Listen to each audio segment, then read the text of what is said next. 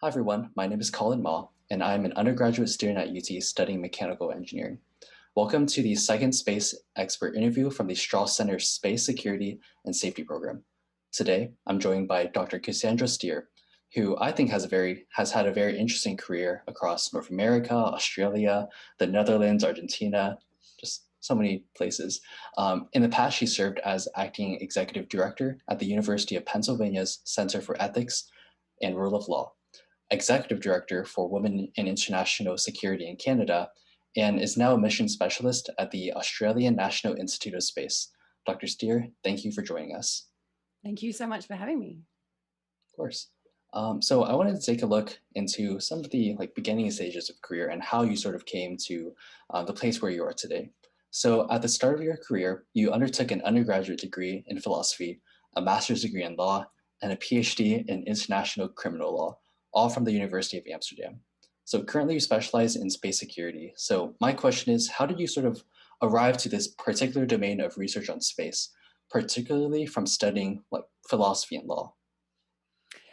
It may be more logical than it seems.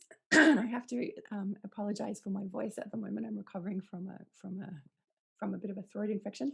Um, I'm just not a STEM person. I was never interested in STEM. I was never very good at STEM. I'm very much more a humanities person. So philosophy and law were a very natural direction for me to go in my undergraduate studies.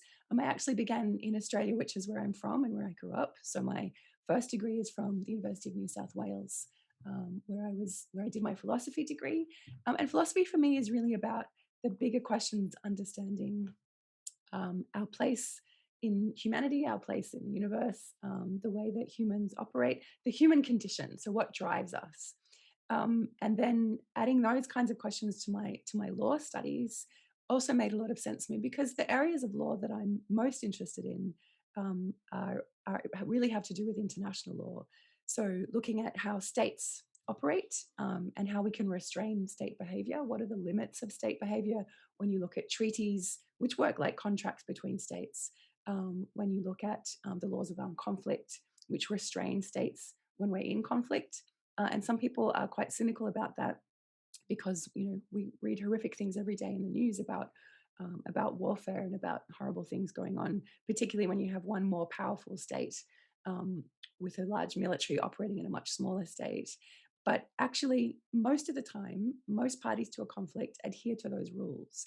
Um, and that's something from my philosophy studies, I guess, is that really most of the time human beings act according to the rules we make up, as long as we're part of coming up with those rules. And once we agree to them, we tend to behave in accordance with them. The problem is coming up with the right kinds of rules to really um, uh, not coerce, but encourage the kind of behavior that we want.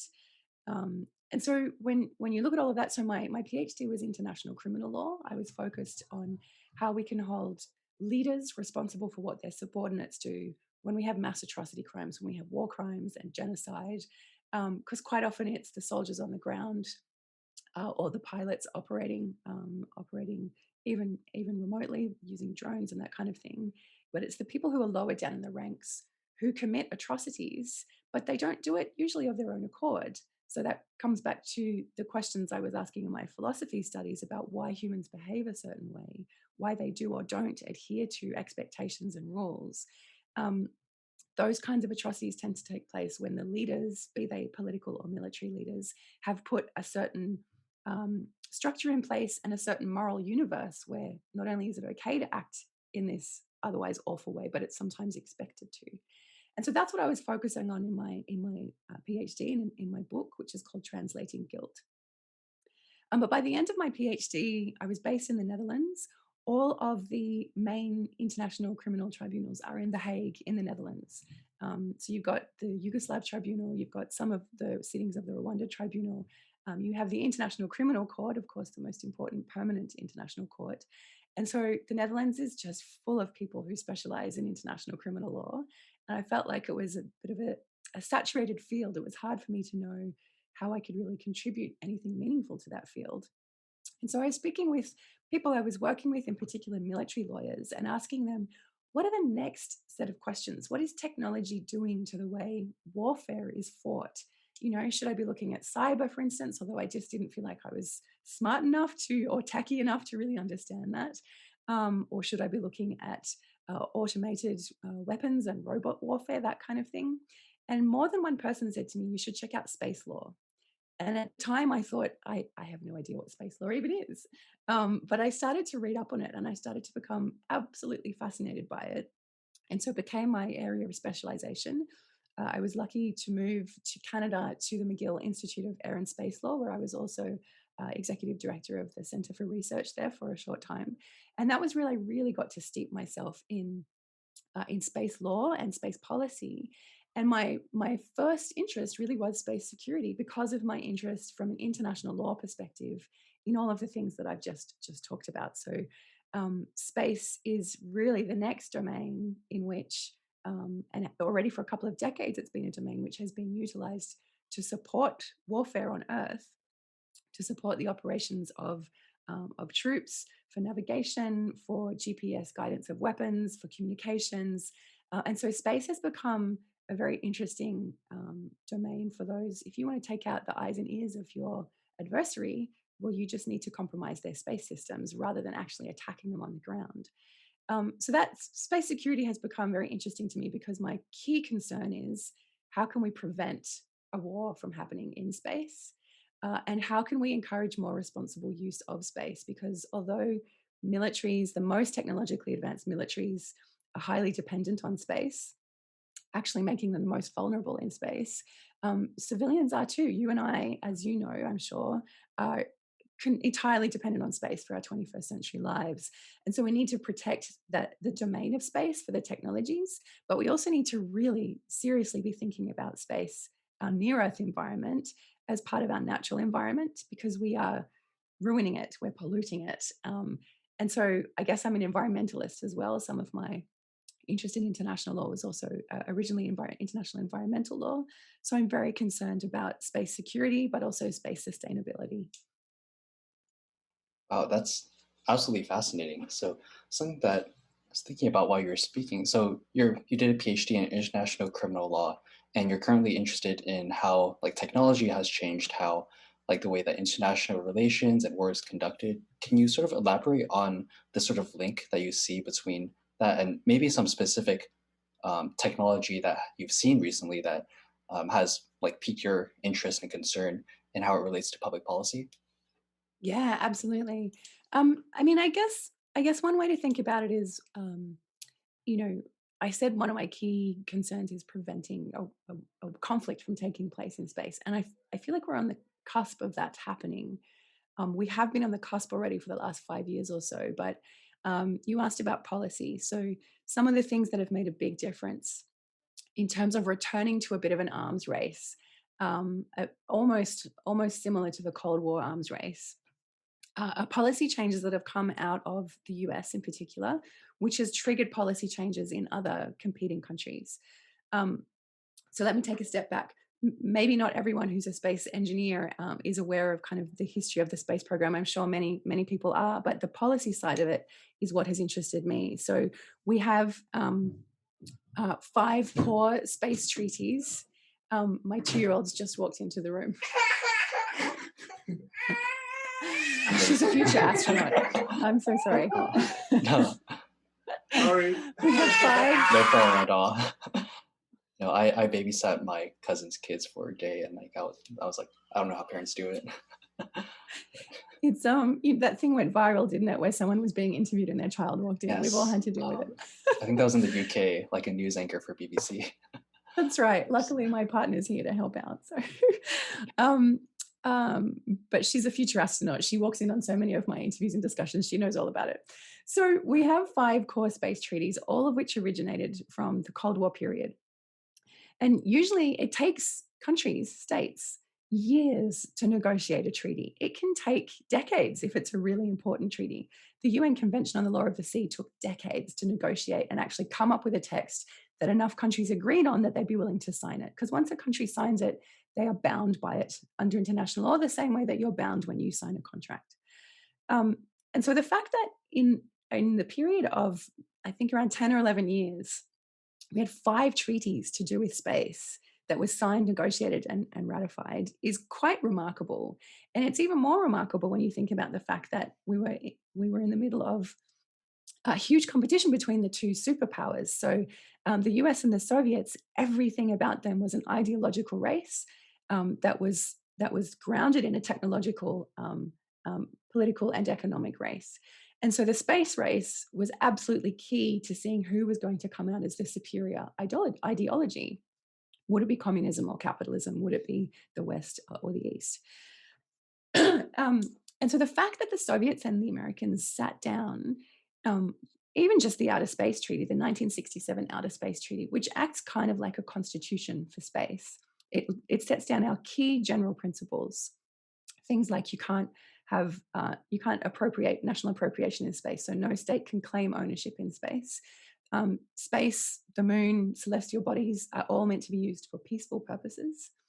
No nuclear weapons or weapons of mass destruction are to be placed in orbit around the Earth. I mean, these are really key principles given the fact that they were in the middle of a nuclear arms race and an ideological competition. But what had happened was they had both been testing weapons in space. They'd been testing nuclear explosions, electromagnetic pulses, and they realized very quickly you cannot contain or control the effects of weapons in space. Because their own satellites were being affected. My favorite example is a test by the US in 1962 called Starfish Prime. It was an electromagnetic pulse test. So if you can take out the ability of satellites to communicate, then you've just blinded and deafened your adversaries. But what that pulse did was also affect satellites that were broadcasting to California, British satellites right across to the coast of Australia.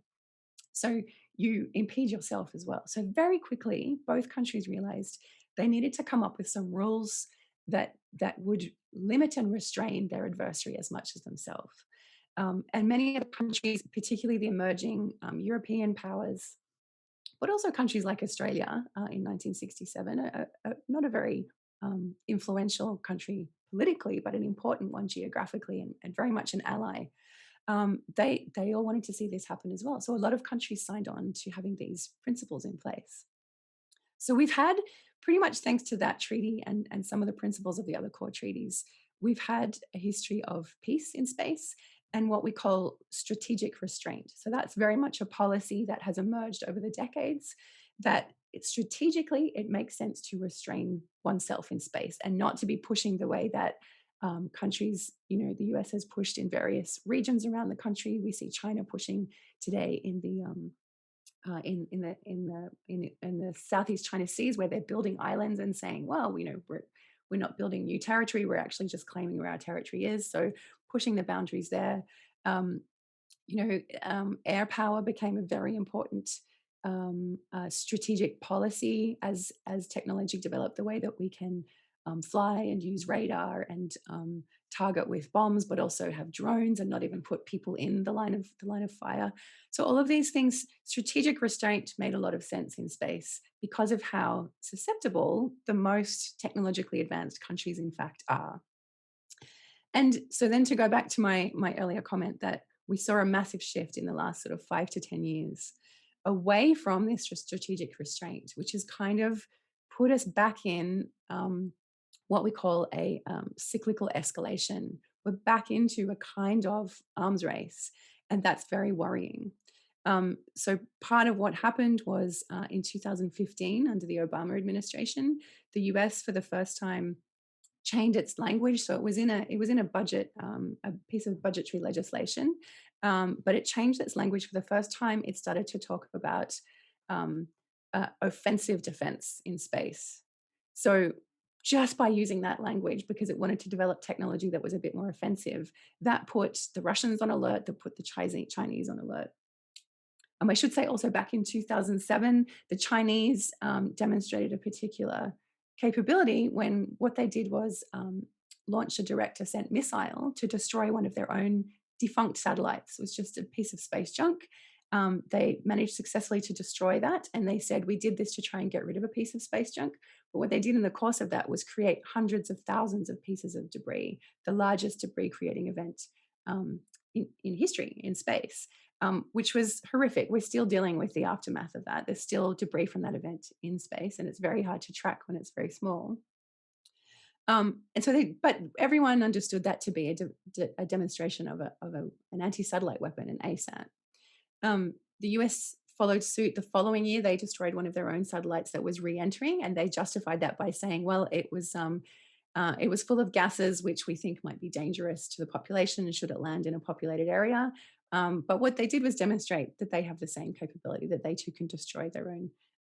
They have an ASAT, a direct ascent ASAT. So those events happened. Then in 2015, we had this statement from the Obama administration. Then Space Force, in fact, has been something that has been debated for well over a decade, maybe close to 2 decades, under various administrations. It never quite gained traction. The timing just seemed right under Trump. And obviously, he's the kind of president who wanted to leave that kind of legacy behind. So now we have Space Force as well. And that, just the creation of a separate armed force, or a separate force under the armed forces that is focused on space, although it's not doing anything much different from what US Air Force Space Command had been doing for a very long time, the fact that it's called Space Force, the fact that it's brought public attention to military activities in space, and the kind of signaling that gives to adversaries has also pushed this cyclical escalation. The Russians have been also testing direct descent weapons and also more covert weapons in space, and everyone keeps pointing to them and saying, look, this is a threat. But you have to understand that they're doing that in response to the US's policy and strategy. So that's why policy and strategy matters so much. We need to understand the context in which these activities take place. So something I should add to that is that in 2019, India also launched a direct descent missile. It destroyed one of its own satellites, which we think it launched a couple of months earlier, purely for the purpose of being a target.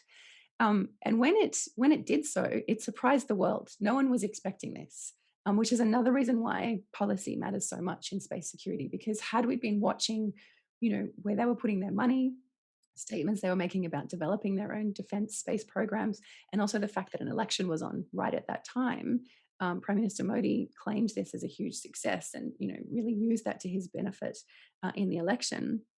Had we been watching that properly, we may have had a bit more of a heads up that this was going to happen. That was another debris creating event. It was a lower Earth orbit, so there's less debris, and they justified it saying the debris will re-enter and burn up much more quickly, but that some of that debris is going to stay up there for some time. But the fascinating thing about that event was it was the first time a country had come out and said, this was an anti-satellite weapons test. They stated that it was explicitly, and they said, we've now joined the elite club of the Russians, the Chinese, and the US who have ASAT capabilities. So they did that most likely because if you think about nuclear policy, for instance, and the kind of treaties we have that mean that only the countries that already had nuclear weapons when the Nuclear Non-Proliferation Treaty was signed in the 1970s were allowed to keep those nuclear capabilities. No one else was allowed to develop them. India took this step because it could see moves towards trying to come up with weapons treaties or arms control treaties for space. And it wanted to get in and make sure that it had already demonstrated this capability. So just in case we come up with a treaty that says something similar to the Nuclear Non-Proliferation Treaty that says, unless you already have anti-satellite weapons capabilities, you cannot develop them, it wanted to get in and say, but we already have it. So this is why policy and lawmaking is so important for space security. Yeah, no, thank you for taking me through all of that, sort of how we've sort of reached a new militarization of space.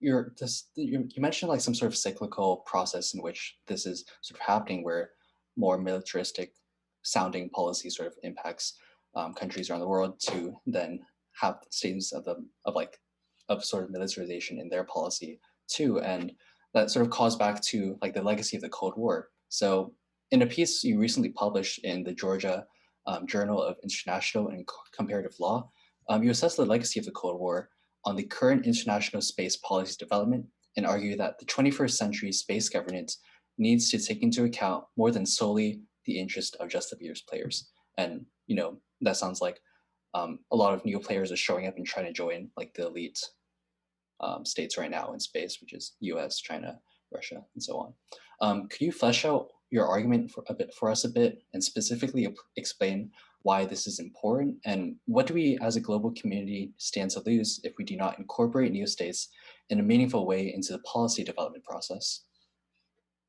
It's a really, really great question. Thank you for asking it. So, that piece was called "Who Has the Power?" So it's looking at new entrants into space. Australia is considered a new entrant. We've had we've had space programs or space activities really since the 1950s, but we've only had a space agency since 2018, and we have a lot of space startups. Our space agency's sole mandate is to pour money into the space industry, so to support um, the commercial side of, rather than developing our own civil space program. So that makes us a new entrant in a certain way.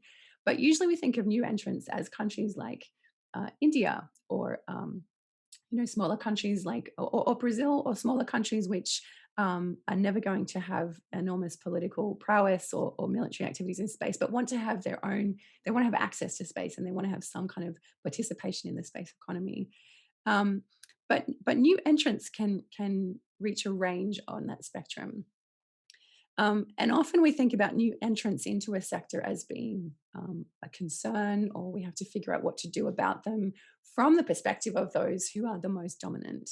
Um, and and I guess what I'm saying is, no, we need to encourage new entrants, and we need to look at how to support new entrants um, for a number of reasons. One is that the Outer Space Treaty, so our core space treaty that is kind of like a constitution, states that space is the province of all humankind. It says this, the province of all mankind. And I have another piece which I've written which critiques that and says it's really important that we start replacing that gendered language, because that's another remnant of the time.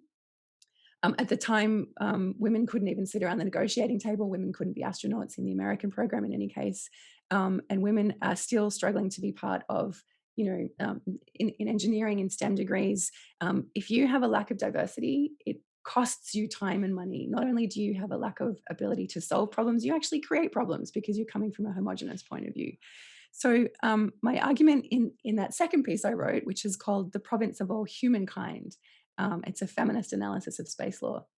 In that second piece, I make a very similar argument to that first piece about new entrants, which is that space has always been the domain of an elite few. It's been an elite few states, um, simply because those are the states who have had the political and economic wherewithal to be part of the early space race in the 1960s and 70s, and now in the 21st century. Um, well, at least up until the last 10 years or so, it's been that same core group of elite states. And so my critique in both of those pieces is space is not the province of all humankind. It's not the province even of all mankind. So even if we take out the gendered aspect, it's still an elite group of states. And that's problematic because the Outer Space Treaty, not only does it say it shall be the province of all, it says regardless of the economic development of a state, space will be accessible for all states. There's a right of freedom. There's a right of access to space. There's a freedom of use of space, and it also says all states, regardless of their economic state of development, shall benefit from uses of space. And think again, this was during the Cold War that the two superpowers plus their allies came up with this language, and they did so because they understood that again, I think the main thing is that the states, the US and the Soviets, thought that what they were doing was restraining their adversary more than they were restraining themselves. But they were coming up with principles that were about, this is, the advancement of humanity. And if we're to ensure that one ideology doesn't take over, then we have to ensure that all states have access and all states can benefit. And that hasn't been the case, right? It's been the case that geopolitics on Earth are played out in space. So the most powerful, influential countries on Earth are the most powerful, influential countries in space. What has disrupted that recently, obviously, is the commercialization of space. So now you have companies run by billionaires that have possibly more money to put in than many civil space programs many countries might have to put into their own space programs, and a much lower risk profile. So they're willing to just throw money at things, try stuff out, and if it blows up, well, we learned from it. And that's okay. You don't have to answer to the public the way that a NASA program has to, for instance. And also, um, I should have said a higher risk profile, not a lower risk profile, a higher risk profile in terms of pushing the bounds of technology. So this is what's super exciting about SpaceX and Blue Origin and all these other companies, and even the smaller startups that are doing things like tracking technologies and communications. And so they're not looking at launch and human spaceflight. They're looking at other really key technologies. It's really exciting that that's become commercialized in some ways because that's moving us so much faster, but that's making it really problematic again in terms of accessibility and the sharing of the benefits of those activities. Because what we have now is an entirely, in that sense, the capitalist ideology has won out. It's entirely driven by profit, and it's entirely driven by a small group of elite companies. So, not even states, but companies. And that's also what you're seeing in terms of earth based politics. Multinational companies have a certain effect on the environment, they have a certain effect on um, the economic well-being of populations who provide towards the supply chain but don't necessarily benefit from it. So all of these problems we're seeing on Earth, we are seeing played out in space, and that's what I think we need to keep our eye on. We need to keep our eye on it because we need more diversity in the space sector. We need ethnic diversity, racial diversity, gender diversity. That is going to make for a much more advanced space sector than if you keep it homogenous. Also, if you're thinking about future human space settlement, which I don't think a lot about, but if we are thinking about it, that absolutely needs to be diverse. Otherwise, you haven't got humanity, right? Like, you need to think about the design principles. If the design principles are still based on a group of elite white engineers, mostly male, they're going to come up with solutions that meet the white male experience. Um, so, a bit of an innocuous but quite telling example is NASA planned this all female spacewalk in 2020 around the International Women's Day. They promoted it. They put a lot of money into it. It was a huge PR event. On the day itself, there was only one medium-sized spacesuit. And so the two women who both needed medium-sized torsos in their spacesuits could not walk together. And so it was a man and a woman who did the spacewalk. They rectified that months later by making sure that they had more adaptable spacesuits that were more modular, that different size bodies could fit. But if your assumption is that a woman's body is just really a small man's body and that they'll fit into men's spacesuits designed for men, you've come up with a problem that cost reputation and money and time. So, lack of diversity, because most of the engineers were men and most of the decision makers around this big PR event were men. Um, there's nothing wrong with having really smart men making decisions and involved in this, but that lack of diversity created a problem. So, I use that just as a kind of a bit of an innocuous example, but everything that we're doing in the space sector, and this goes for space security too, you need to have diversity in terms of the personnel involved, because we need to have the different perspectives, the different talent, the different solutions, and we need to avoid creating those kinds of problems. And we need to be looking at, are we living up to the outer space treaty? Are we really making sure that humanity is benefiting from this technology? Because if it's not just an objection of smaller countries saying we wish we could be part of the in club.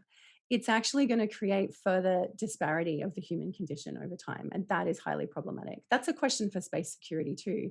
If we end up with just, and I mean, I just in terms of who's the in club, if we end up with a competition in space, military competition in space, be that a conflict or be that a competition for who's going to have control of the different Lagrange points around the moon, if that's the US, the Russians, and the Chinese competing, and no other countries are every part of it, then whatever geopolitical pressures we're under are going to be playing out in space. That is highly problematic for space security. So that's why those issues are so important. Yeah, absolutely. Yeah, speaking to those points, I think that so for reference, my background, I'm one of the directors at the Texas Rocket Engineering Lab, and something that we try to do is push for diversity and inclusion and equity, of course. And something that you sort of mentioned, I think that a lot of the engineers that I work with there don't exactly think about how the work that we do may eventually like sort of impact the sort of global environment that you speak about, where it really is just like these elite states and elite companies taking over the process. And to me, that's interesting because I'm like doing the certificate in business and public policy. So, but I think that a lot of my peers may not necessarily think along those same lines. So, but like from my perspective, it seems somewhat, I hate to say this, but like feudal in a way, because I feel like I'm not too sure if like the if it's possible really for like these elite states to be necessarily challenged or like be the ones who doesn't set all these rules, much in the same way that like these new space companies, particularly dominant ones in their market, such as SpaceX, which of course a lot of my peers think about and are inspired by, like how, like what that sort of effect is on the space environment in both a commercial and geopolitical sense. So all in all, it feels somewhat, I don't know, what sort of policy arrangements would you, Dr. Cassandra Steer, sort of imagine in an ideal world that you would set to sort of level the playing field in a sense and bring in like the aspects of diversity, um, not just across like gender and racial lines, but across state lines as well? Excuse me for coughing. Yeah, another excellent question, and I completely understand the sense of, but isn't it futile? Like, isn't it just going to be first in, best dressed, and the ones who get in first get to determine the rules of the game? Um, well, to a certain extent, we're seeing that a little bit with the Artemis program. So that's very much a question of the US is ahead of the game. It's in a race with China, maybe with UAE and other countries, to get to the moon so that we can establish human settlement and start mining the moon, and also dominate those Lagrange points, which is something that not a lot of people talk about, which really concerns me. Um, Sorry, Lagrange points. I don't excuse think me. I've heard that term before. So the Lagrange points are various points around the moon, at various distances around the moon. So the L, and someone who's going to watch this is probably going to correct me for being wrong, but you have L4 and L1 are the most important, Lagrange 4 and Lagrange 1, which has to do with measurements in orbital distances around the moon. Excuse me. Lagrange 4 is the one, then you're talking about being in the space just outside the orbit of the Earth and just in the orbit of the moon, but pretty much within the orbital pull of both of them. If you can, through your technology, find a way to sit in those orbits, because you can't claim you can't appropriate in space, you can't claim national sovereignty in space. You can't say that we own this orbital trajectory, or we own this asteroid, or we own this bit of the moon. You can't do that because of the Outer Space Treaty. However, if by technology you can dominate one of these really important, strategically important orbits purely by your presence, you've effectively claimed a bit of real estate. And if you can do that with military technology, you can defend whatever other activities are going on around there. So you might be trying to defend, or at least deny access to the moon to your competitors. So we might see conflict taking place in space in some really unexpected ways. It might be, I mean, if you think about the way conflicts are fought on Earth, right? They tend to be over resources, oil, water. They're over land, but that's because there are resources on those land, or they're strategically important bits of land. That's why we've had wars over where particular boundaries and borders are. And if those resources on the moon are so important to future human habitation and travel and being able to dominate certain areas in near Earth areas, um, near Earth bits of real estate in space, then that's likely where we're going to see conflict fought around. So I have huge concerns about that. Um, and so, what do we do about stopping that from happening if it's just going to be the law of the mightiest? Might is right. Well, I think we're in a really interesting period of history right now, 2021, January 2021, in terms of, it's the end of the American century. The US is no longer a unipolar power, the way it was up until just the very beginning of the 21st century. It still held that. And it started to waver over the last 20 years. And I think a lot of policy analysts and political scientists would say it no longer is a unipolar power. We're back in a multipolar world. And who is a competing power in that multipolar world is still being determined and might continue to shift over the next 20 years. There might be some rising powers who we don't expect. I mean, India and Brazil are very important rising powers. China obviously is a huge competitor, but no one really wants to see them to become the next unipolar power. And so there'll be different balances. Australia and Canada, countries that are seen as middle powers, are likely to play really important roles in terms of tempering what's happening in international relations. And so we can't, no one can control what elite states or elite companies are doing just by saying it's not the right thing to do. You should be a responsible citizen. But thinking about responsible citizenship in space can still help us. Thinking about because right at the beginning I said we tend to follow the rules if we've had a part in coming up with what those rules are. Humans tend to stick to the rules, for the most part.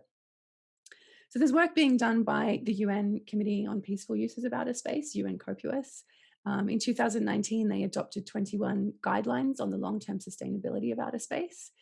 And that's made up of countries, right? It's all the countries who are part of the UN. So almost all the countries in the world are part of these discussions. So it's a document that countries have come up with together to say, this is what responsible behavior looks like in space. They're guidelines, so they're non-binding. It's not a treaty, it's not like a contract. But certain countries are really going out of their way to demonstrate that they want to be leaders in encouraging or perhaps even forcing responsible behavior. Because if you want to take part in this space economy, you have to have allies. You have to be part of an international supply chain. You have to be collaborating. No single country has all the technological solutions. We need to be working together. So the UK, for instance, is doing an amazing job of putting itself forward as a leader in terms of saying they've come up with a reporting document, they're reporting to the UN, they're making public statements, they're saying we are leaders in responsible behavior in space. And so now the race is on to be a responsible leader in space. Canada and Australia, because Australia's so-called new entrant and because Canada is a key ally to the US, but also has many important technological partnerships with other countries in the West and in Europe. Germany, for instance, which has not been a huge player in space, but the DLR does really fantastic stuff technologically. We're all looking to how we can partner.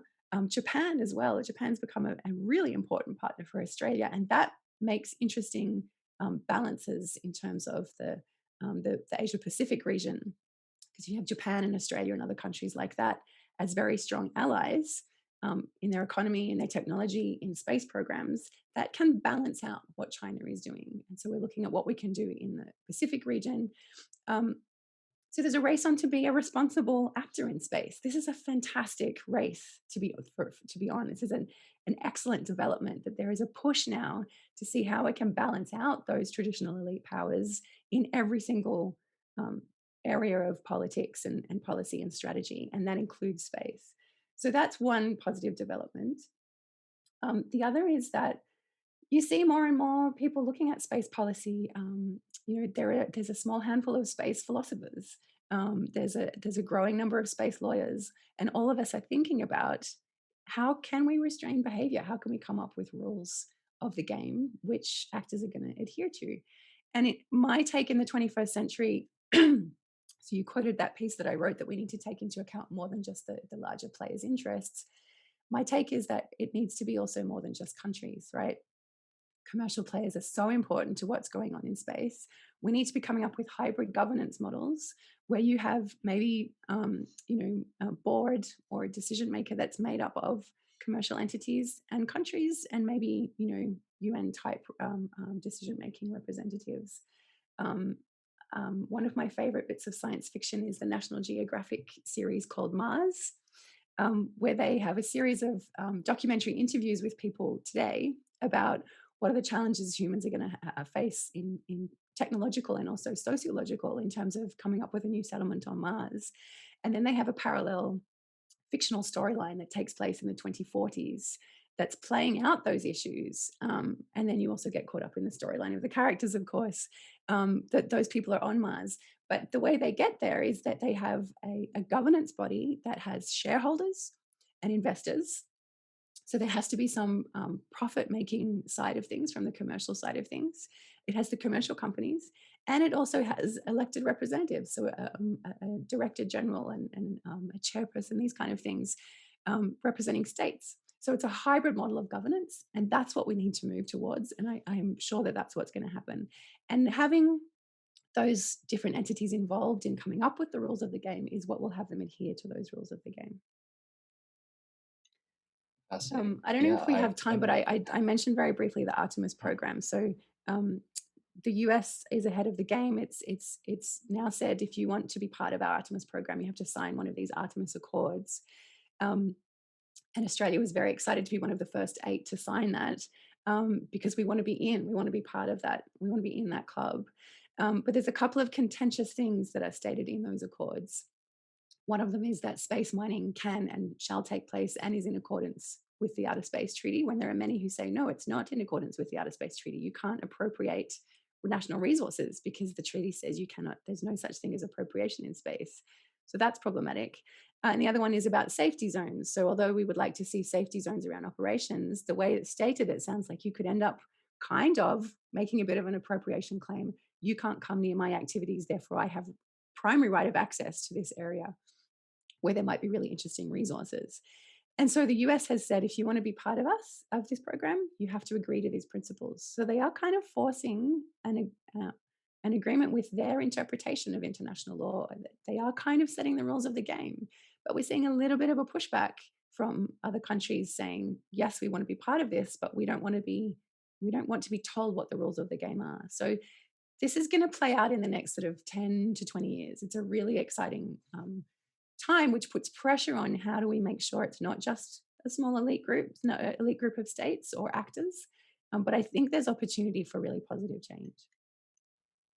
Interesting. I didn't know about that, about the Artemis Accords, particularly how some states disagree on that sort of interpretation. It's going to be very interesting to see how the role of like the soft power that the U.S. sort of pushes with the current strength, or our current strength, I guess I should say, um, will play out. Interesting. So I think just one quick last question. I think we're running out of time a bit, but I just want to touch on one thing. So your bio states that you are researching ways in which Indigenous knowledge about the cosmos, sustainability, and law can be integrated into a notion of good space citizenship for the long-term sustainability of space. And that's really fascinating. Can you tell us more about that? Specifically, like how Indigenous knowledge plays into all of this? One of your mentors, Marie Bajar, is also very interested in traditional ecological knowledge and what we can learn from that. Um, my take on it is I guess it's pretty similar, but I'm looking at it as a lawyer. So all of the things that we've just been discussing about responsible behavior in space, what the impetus is, why should that matter? I really think that commercial companies really need to start thinking about long-term sustainability as part of their business model, and that tends not to be how companies operate, right? You need to have a profit margin. You need to get a return on investment, whether that's just for yourself as a company or for shareholders.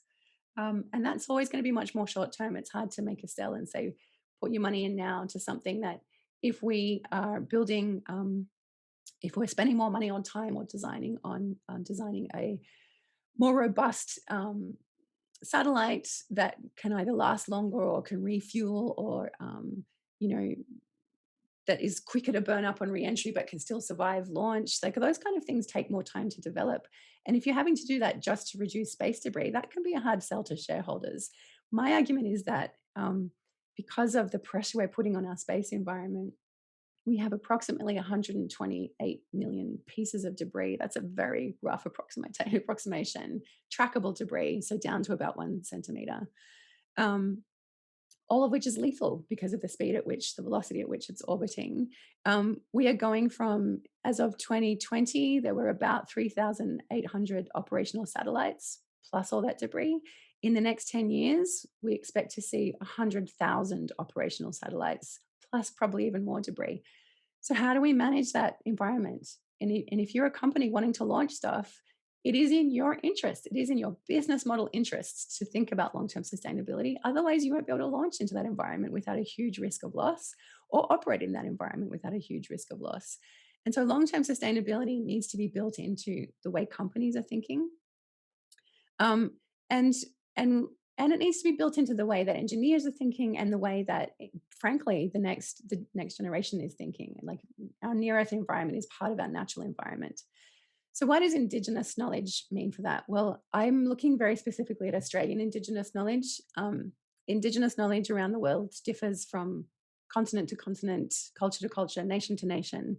But there are some similarities. But what I'm looking at specifically in Australian Indigenous knowledge is this idea of um, a connection to country. And so when Indigenous Australians talk about country, they mean that they are custodians of the country where they're from. They identify with it.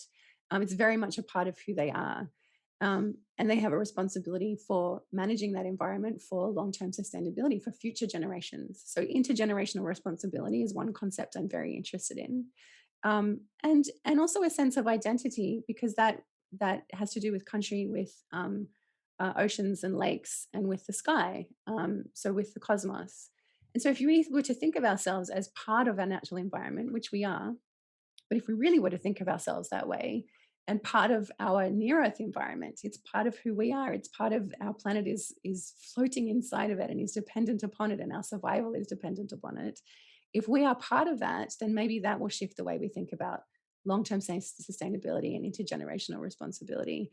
How can we manage that environment in a more responsible, respectful way today, but also ensure that future generations are going to continue to have access to it and use of it? So I'm looking to those who have 60,000 years of knowledge of being a part of their environment and managing it, and to seek what I can learn, what we can learn from them, and also how we can start thinking about models of management, because um, some of the Indigenous Australian models of environmental management also have to do with who has a say over that. So these kind of hybrid models that I was talking about could also be learned from what Indigenous Australians are doing. Very important issues for sure. And I'm looking forward to see how your work affects space policy for a more equitable and sustainable future. Dr. Steer, thank you so much for this interview. And to our viewers, thank you for watching. Bye. Thank you so much, Colin.